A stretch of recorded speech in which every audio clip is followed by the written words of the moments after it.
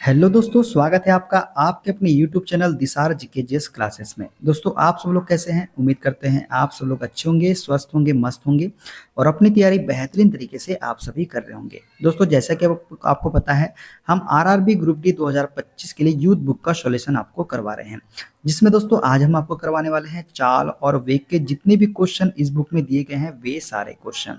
दोस्तों, वीडियो अच्छा लगे वीडियो को लाइक कीजिएगा, शेयर कीजिएगा, कमेंट कीजिएगा। चैनल पे नए हैं चैनल को सब्सक्राइब करके बेल आइकन को प्रेस कर लीजिएगा पल पल की अपडेट के लिए। और दोस्तों, हमसे जुड़ने के लिए और क्लास की अपडेट के लिए आप हमारा टेलीग्राम चैनल ज्वाइन कर सकते हैं। टेलीग्राम चैनल का लिंक मैंने डिस्क्रिप्शन बॉक्स में आपको दे दिया है। चलिए दोस्तों, देर न करते हुए स्टार्ट करते हैं आज का अपना सेशन। दोस्तों, आज हम देखेंगे चाल और वेग, स्पीड एंड वेलोसिटी के क्वेश्चन। देखते हैं पहला क्वेश्चन। जब एक पर्यवेक्षक के सापेक्ष समय के साथ वस्तु की स्थिति लगातार बदलती जा रही है तो क्या होगा? दोस्तों, जब एक पर्यवेक्षक के सापेक्ष समय के साथ वस्तु की स्थिति लगातार बदलती जा रही है तो कहा जाता है कि वह क्या है? गतिशील है। क्या है? वह गतिशील है। क्या कहा जाता है? कि वह गतिशील है। ठीक है। जब एक पर्यवेक्षक के सापेक्ष समय के साथ उस वस्तु की स्थिति लगातार बदलती जा रही है तो कहा जा सकता है कि वह वस्तु कैसी है? गतिशील है। उदाहरण की बात करें तो यदि हम नाव पर बैठकर किसी नदी को पार कर रहे हैं तो हम नाव के सापेक्ष विराम अवस्था में हैं, क्योंकि नाव के सापेक्ष समय के साथ साथ हमारी स्थिति में कोई परिवर्तन नहीं हुआ है। परंतु जब हम नदी के किनारे को देखते हैं तो हम कह सकते हैं कि हम गति की अवस्था में हैं, क्योंकि नदी के किनारे के सापेक्ष समय के साथ हमारी स्थिति बदलती रहती है। देखते हैं अगला क्वेश्चन। एक चालक समान गति से अपनी कार को चलाता है और 60 सेकंड में 288 मीटर की दूरी तय करता है। गति ज्ञात कीजिए। दोस्तों, हम जानते हैं चाल बराबर क्या होता है? दूरी बटे समय होता है। क्या होता है? चाल बराबर दूरी बटे समय। दूरी कितनी दी गई है हमको? 288 दी गई है। समय कितना दिया गया है दोस्तों? हमको 60 सेकंड दिया गया है। इसको जब सॉल्व करेंगे दोस्तों तो कितना हो जाएगा? इसको जब इससे काटेंगे तो ये कटेगा 4.8 मीटर प्रति सेकंड में। कितना हो जाएगा? 4.8 मीटर प्रति सेकंड। तो राइट आंसर हमारा हो जाएगा ऑप्शन नंबर ए वाला। जो हमारी गति होगी कितनी होगी? 4.8 मीटर प्रति सेकंड होगी। देखते हैं अगला क्वेश्चन। किरण 90 मीटर लंबे पुल में तैरती है, एक छोर से दूसरे छोर तक और फिर वहां से वापस उसी सीधे पथ पर तैरकर वो 2 बार में 360 मीटर की दूरी तय करती है। किरण का औसत वेग ज्ञात करें। दोस्तों, औसत वेग यहाँ पे हमको ज्ञात करना है। दोस्तों, 90 मीटर लंबे पुल में तैरती है, एक छोर से दूसरे छोर में जाती है। मान लीजिए किरण यहाँ पे है, यहाँ से ये दूसरे छोर में गई और वापस इस छोर से क्या होती है? वापस अपने छोर पे वापस आ गई। तो दूरी उसने कितनी तय की? 360 मीटर की, जाने में और आने में। तो औसत वेग ज्ञात करने बोला है। दोस्तों, वेग हमारा क्या हो जाएगा? शून्य हो जाएगा। क्यों हो जाएगा? क्योंकि किरण जहां से चलती है, किरण यहाँ से चलना स्टार्ट कर रही है और यहाँ पे जा रही है और वापस इसी स्थान पे वापस आ जा रही है। तो जो उसका वेग होगा वो क्या होगा? शून्य होगा। क्यों होगा? क्योंकि उसका विस्थापन कितना है? शून्य है। विस्थापन कितना है? शून्य है। इस वजह से उसका औसत वेग भी क्या होगा? 0 मीटर प्रति सेकेंड हो जाएगा। ठीक है। देखते हैं अगला क्वेश्चन। किसी वस्तु का त्वरण इसके डैश में प्रति इकाई समय में हुआ परिवर्तन है। तो दोस्तों, किसी वस्तु का त्वरण जो है इसके वेग में प्रति इकाई समय में हुआ परिवर्तन है। तो इसका राइट आंसर हो जाएगा ऑप्शन नंबर ए वाला। किसी वस्तु के स्थिति बदलने की दर को हम क्या बोलते हैं? वेग कहते हैं। क्या बोलते हैं? किसी वस्तु की स्थिति बदलने की दर को हम क्या बोलते हैं? वेग कहते हैं। वेग एक सदिश राशि है, क्योंकि इसमें परिमाण और दिशा का क्या होते हैं? दोनों होते हैं। जबकि किसी वस्तु के वेग में परिवर्तन की दर को क्या बोलते हैं? हम त्वरण कहते हैं। यह एक सदिश राशि है। इसका मात्रक क्या होता है? मीटर प्रति सेकेंड स्क्वायर। क्या होता है? मीटर प्रति सेकेंड स्क्वायर। देखते हैं अगला क्वेश्चन। समय के साथ किसी वस्तु का वेग दिखाने वाले ग्राफ को कहा जाता है। तो समय के साथ किसी वस्तु का वेग दिखाने वाले ग्राफ को बोला जाता है वेग समय ग्राफ। क्या बोला जाता है? वेग समय ग्राफ बोला जाता है। समय के साथ किसी वस्तु का वेग दिखाने वाले ग्राफ को वेग समय ग्राफ कहा जाता है। ये दोस्तों है, देखिए ये कौन सा ग्राफ है? वेग समय ग्राफ है। ठीक है। वेग समय ग्राफ के अनुपात से किसी पिंड का त्वरण ज्ञात किया जा सकता है। मतलब त्वरण बराबर क्या होता है? डीवी अपॉन में dt। ये क्या है? हमारे यहाँ पे त्वरण है। ठीक है। देखते हैं अगला क्वेश्चन। औसत चाल और औसत वेग वस्तु की गति दर्शाता है। तो दोस्तों, औसत चाल और औसत वेग जो है वस्तु की दिए गए समय अंतराल के दौरान, किसके अंतराल के दौरान? दिए गए समय अंतराल के दौरान जो है वस्तु की गति को दर्शाता है। किसके? दिए गए समय अंतराल के दौरान। जब कोई वस्तु एकांक समय अंतराल में जितनी दूरी तय करती है वह उस वस्तु की क्या कहलाती है? चाल कहलाती है। चाल क्या कहलाती है? जब कोई वस्तु एकांक समय अंतराल में जितनी दूरी तय करती है वह उस वस्तु की चाल कहलाती है। चाल बराबर क्या होता है? दूरी बटे समय होता है। ये फॉर्मूला आपको याद रखना है। वेग क्या होता है?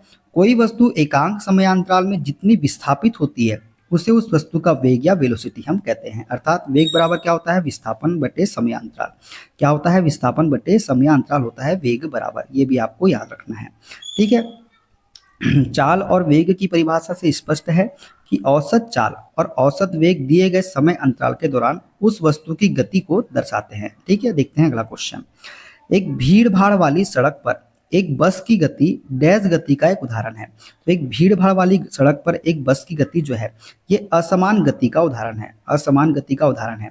अब भीड़ भाड़ में असमान गति क्यों? क्योंकि जब भीड़ भाड़ में बस चलेगी दोस्तों तो देखिए कभी थोड़ी ज़्यादा स्पीड से चलेगी, कभी कम स्पीड से चलेगी, कभी चलेगी ही नहीं। तो असमान गति का एक उदाहरण हो जाएगी एक भीड़ भाड़ वाली सड़क पर एक बस की गति। ठीक है। देखते हैं अगला क्वेश्चन। चाल, दूरी और समय का सही संबंध है। तो दोस्तों चाल बराबर क्या होता है? दूरी बटे समय होता है। दूरी क्या होती है? डी, और समय क्या होता है? टी। तो डी अपॉन टी जो होगा वो सही होगा। तो बी इसका करेक्ट आंसर हो जाएगा। एस बराबर डी अपॉन में टी। ठीक है। इसका ऐसा ही मात्रक क्या होता है? मीटर प्रति सेकेंड होता है। किसका? चाल का। चाल का मात्रक आपको याद रखना है मीटर प्रति सेकेंड। देखते हैं अगला क्वेश्चन।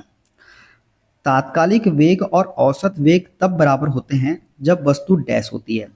दोस्तों तात्कालिक वेग और औसत वेग तब बराबर होते हैं जब वस्तु में शून्य त्वरण हो। क्या हो? शून्य त्वरण जब होता है तो तात्कालिक वेग और औसत वेग क्या होते हैं? बराबर होते हैं। तात्कालिक वेग और औसत वेग तब बराबर होते हैं जब वस्तु में शून्य त्वरण हो। किसी वस्तु के वेग में परिवर्तन की दर को क्या बोलते हैं? हम त्वरण कहते हैं। इसका मात्रक क्या होता है? मीटर प्रति सेकेंड स्क्वायर। और यह एक कैसी राशि है? तो यह एक सदिश राशि है। देखते हैं अगला क्वेश्चन।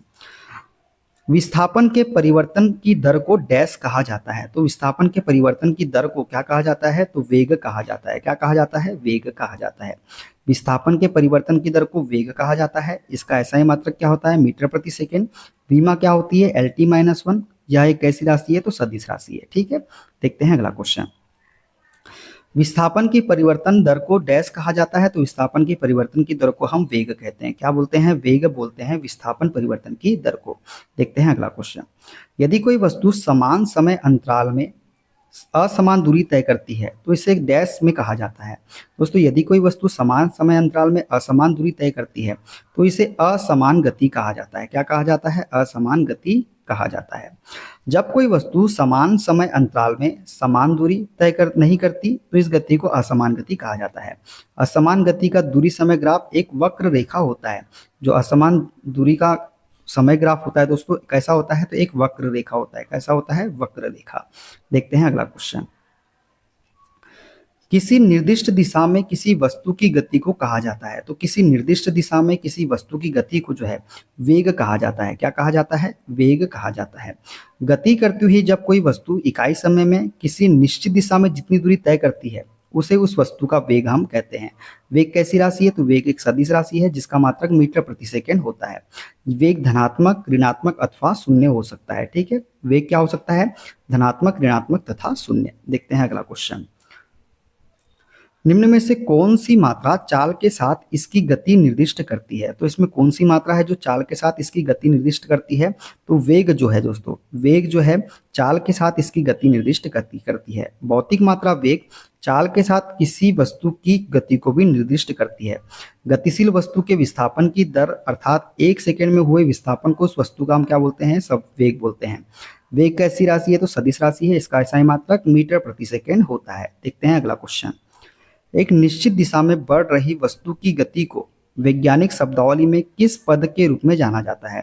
तो एक निश्चित दिशा में बढ़ रही वस्तु की गति को जो है वेग के रूप में जाना जाता है। किसके रूप में? वेग के रूप में। तो राइट आंसर हो जाएगा ऑप्शन नंबर ए वाला। किसी निश्चित दिशा में बढ़ रही वस्तु की गति को वैज्ञानिक शब्दावली में वेग कहा जाता है। यह एक सदिश राशि है जो विस्थापन पर निर्भर करती है, जबकि चाल एक कैसी राशि है? चाल एक अदिश राशि है जो दूरी पर निर्भर करती है। वेग का मात्रक क्या होता है? मीटर प्रति सेकेंड होता है। ठीक है। देखते हैं अगला क्वेश्चन। समय के साथ विस्थापन में परिवर्तन की दर को कहा जाता है। तो समय के साथ विस्थापन में परिवर्तन की दर को हम बोलते हैं वेग। क्या बोलते हैं? वेग बोलते हैं समय के साथ विस्थापन में परिवर्तन की दर को। दोस्तों, किसी वस्तु द्वारा एकांक समय में निश्चित दिशा में तय किए गए विस्थापन अथवा समय के साथ वस्तु के विस्थापन में परिवर्तन की दर को उसका वेग हम कहते हैं। वेग एक ऐसी राशि है, तो सदिश राशि है। इसका एसआई मात्रक क्या होता है? तो मीटर प्रति सेकेंड होता है इसका एसआई मात्रक। ठीक है। प्रक्षेप गति की बात करें दोस्तों, तो पहला क्वेश्चन है, किस कोण से फेंके जाने पर कोई वस्तु सर्वाधिक दूरी तक प्रक्षेपित होती है? तो 45 डिग्री के कोण पर फेंके जाने पर कोई वस्तु जो है सर्वाधिक दूरी तक प्रक्षेपित होती है। जब किसी वस्तु को प्रक्षेप पथ पर 45 डिग्री पर प्रक्षेपित किया जाता है तो वह अधिकतम परास या दूरी तय करता है। ठीक है। देखते हैं अगला क्वेश्चन। किसी प्रक्षेप का प्रक्षेप वक्र या पथ होता है। तो दोस्तों, किसी प्रक्षेप का प्रक्षेप वक्र या पथ जो होता है ये होता है परवलय। क्या होता है? परवलय होता है। प्रक्षेप्य गति गति का वह रूप है जिसके द्वारा किसी कण या वस्तु को पृथ्वी की सतह के निकट क्षैतिज से किसी कोण पर प्रक्षेपित किया जाता है। प्रक्षेप के पथ को प्रक्षेप्य वक्र कहा जाता है। और प्रक्षेप्य पथ कैसा होता है? तो परवलयाकार होता है प्रक्षेप्य पथ। कैसा होता है? प्रक्षेप पथ परवलयाकार। दोस्तों, ये थे सारे क्वेश्चन। वीडियो कैसा लगा कमेंट बॉक्स में जरूर बताइएगा। अगला जो हमारा टॉपिक होगा दोस्तों वो होगा त्वरण, एक्सीलरेशन। इसके सारे क्वेश्चन हम अगली वीडियो में देखेंगे। वीडियो अच्छा लगे दोस्तों वीडियो को लाइक कीजिए, शेयर कीजिए, कमेंट कीजिए। चैनल पे नए हैं चैनल को सब्सक्राइब कर लीजिए पल पल की अपडेट के लिए। मिलते हैं अगले वीडियो में। अपना ख्याल रखिए। Okay, bye bye, take care.